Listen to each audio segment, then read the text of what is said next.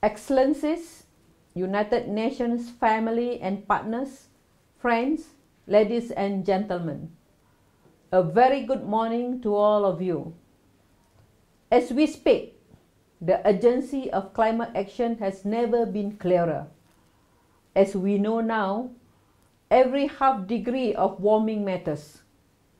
Cities and human settlements, with their concentration of people, services and economic activities, are critical in our quest to limit warming to 1.5 degrees Celsius.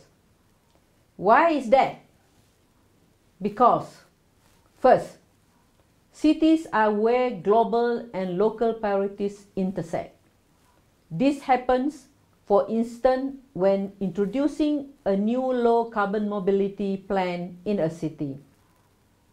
It is not only help us move away from fossil fuel modes that cut future emissions, but also brings new jobs to communities while improving lifestyles and health.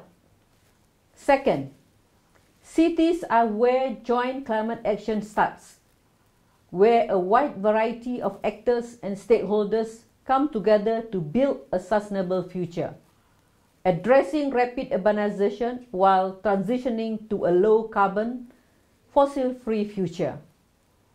But we cannot expect different outcomes from the past unless we plan, build, and manage cities differently from the way we have always done.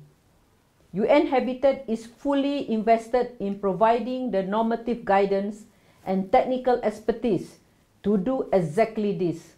Specifically, planning differently is about designing compact, connected, integrated cities and human settlements that optimize land, resources, and energy use.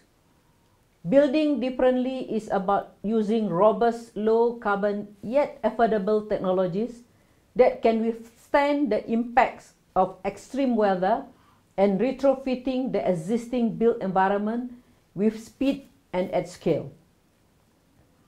Managing differently is about decarbonizing the electric grid, improving waste management through better policies and governance, ensuring that legal frameworks support the outcomes of compact, connected, integrated and sustainable cities and human settlements. We all know that climate change is a poverty multiplier that makes poor people poorer and increases the poverty head count. We need to prepare the most vulnerable communities and make them resilient to upcoming risks. We also need focus particularly on the displaced persons who have escaped climate-related disaster and are especially vulnerable. Climate action needs to be ambitious as cities grow fast with an additional 1.3 million people added to urban areas every week. That is an additional city the size of Copenhagen every 7 days. The transition towards sustainable cities has begun in places where leaders have understood that there is no time to waste given the scale and the speed of this transition. We know that countries are increasingly stretched in the multiple needs they face and the hard challenges of climate change. But urgent climate action needs to take place to change current emission trajectories. I am asking national governments to make sure that they prioritize cities and human settlement in their strategies and commitment to the Paris Agreement. I am urging local leaders to be ambitious for their cities and join the global covenants of mayors. I am calling upon professionals to help plan, build and manage cities better and join planners for climate action with UN Habitat. I am inviting the civil society to make every possible effort to engage citizens in climate action because resilient building starts in communities.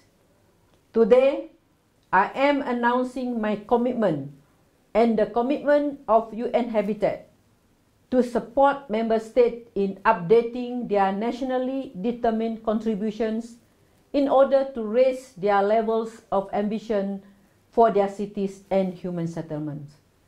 I am deeply convinced that all levels of governments, citizens, and the business community needs to join hands and make sure that cities play their critical role. This is essential in our global quest for a low carbon and safe future. Let's join hands to take climate action in cities now. Thank you.